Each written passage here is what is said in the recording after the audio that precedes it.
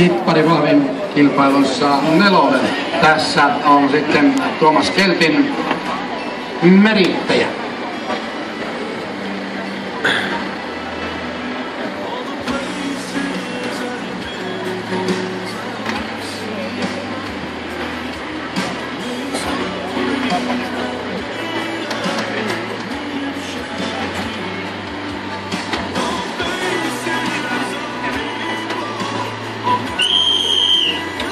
Ja näin lähtee vihelyksestä. Tuomas Keltti sitten tekee omaa suoritusta ja rekka lähtee mahtavasti liikkeelle.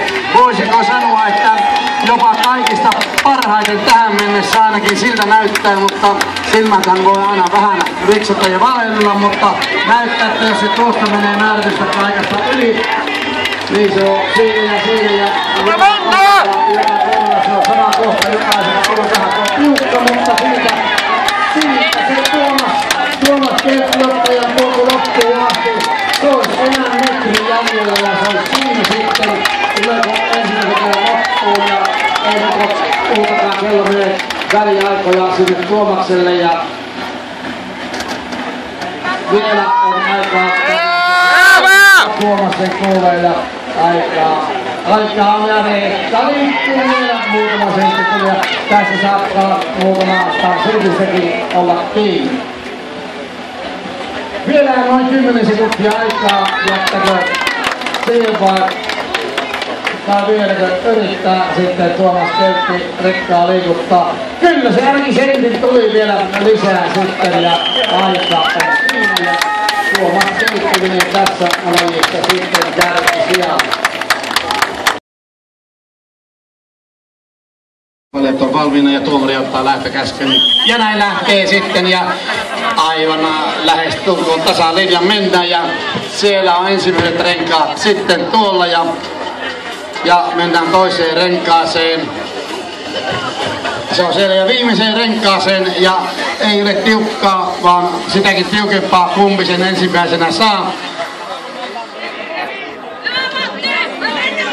Ja sieltä nousee ja no joo, aika pyörittää rengasta ei ainakaan saanut sitten, elikkä ja näin nousee sinne ja sitten kun se pysyy siellä, niin on miten käskö menee yli, niin oi, se meni yli niin, että meni sitten ja niin Ilikainenkin tuosta tukista yli, mutta onneksi ei käynyt sitten mitenkään, elikkä sääntönähän oli, että rengas pitää pysyä tuolla, elikkä siinä tuli sitten lisää juttua, se oli sen verran kova heitto.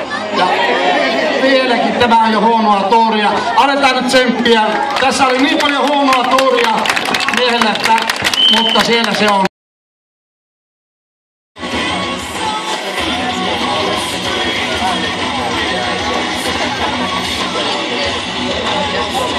Ja Tuomas Keltti lähti omaan suoritukseensa.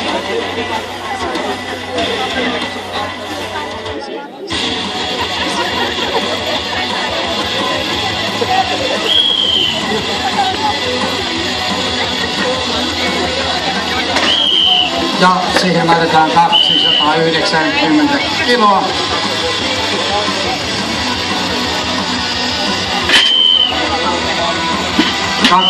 Sitten 330 kiloa ja lähdetään seuraavaa 5 metriä suorittamaan.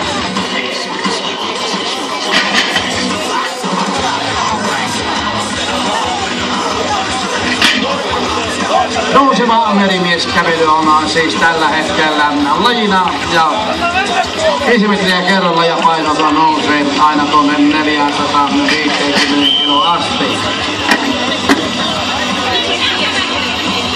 Ja sitten laitetaan 370 kiloa.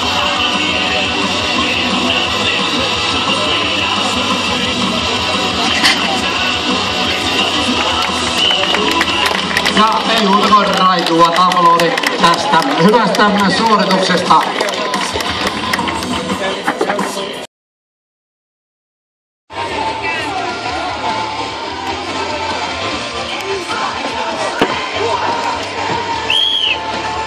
Ja näin lähtee Tuomas sitten tähän sirkuspainoon. Ja sinne nousee, ja tämä todellakaan ei ole mitään sirkusta. Paino on 60 kiloa tällä sirkuspainolla. Ja mennään sitten seuraavaan suoritukseen, eli tukki ja 110 kiloa.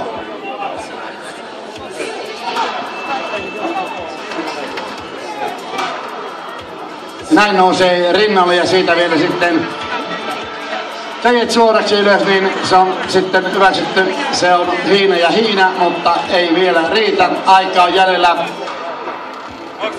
20 sekuntia, vajaa sellainen, eli ei muuta kuin sitten siitä vain yleisen tsempillä ylös asti. Ja näinhän se on heti yleisö antaa tsemppiä, niin se nousee. Ei muuta kuin raikuvat apulit tästä. Seuraavana on 120 akseli, mutta näin tekee Tuomas ja jättää sitten tähän ja säästelee voimia kahteen viimeiseen lajiin. Seuraavana lajissa, niin sillä on paljon merkitystä. Välttämättä ne toistot eivät loppua kohden kovene, mutta niin sen näemme miten käy. Tällä hetkellä 15 paras ja mitä tekee Tuomas Keltti yleisö mukaan.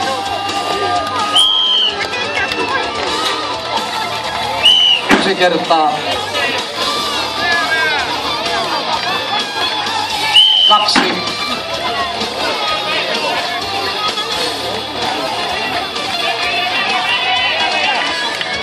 Ja 3 hyväksyttyä.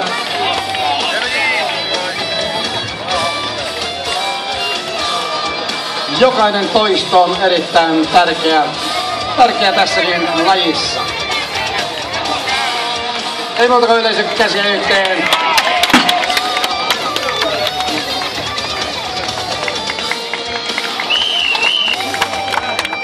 Oliko Jari Kolo? 3.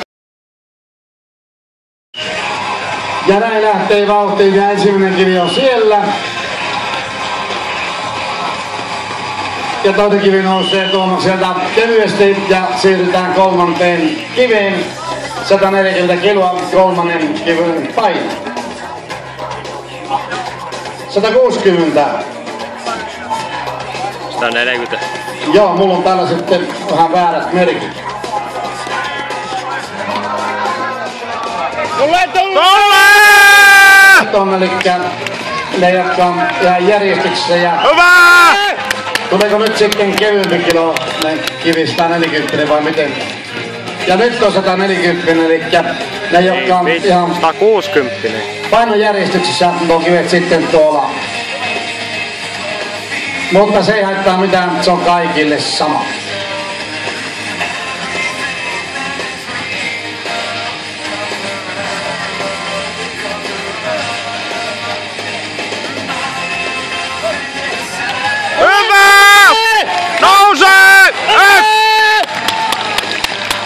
Ja sitten jos vielä yksi raikuvat aplodit Tuomakselle.